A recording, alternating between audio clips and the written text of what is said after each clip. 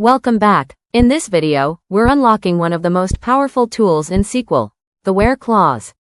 Let's learn how to filter your data and find exactly what you're looking for. Think of the WHERE clause as a filter. Your full dataset goes in one end, the WHERE clause strains out what you don't need, and only the matching results come out the other side.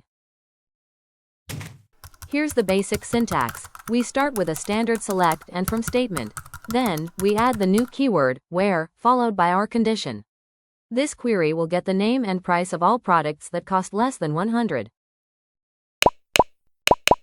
These are the comparison operators you'll use most often in your where conditions.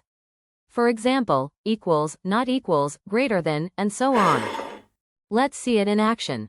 This query selects all customers from the USA. Watch as the database filters out everyone else in real time. Pause and think, what will this query return?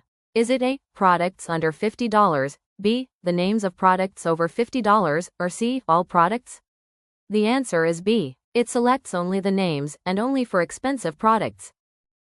In the next video, we'll learn how to combine multiple conditions using an OR. Hit subscribe and ring the bell so you don't miss it. Thanks for watching.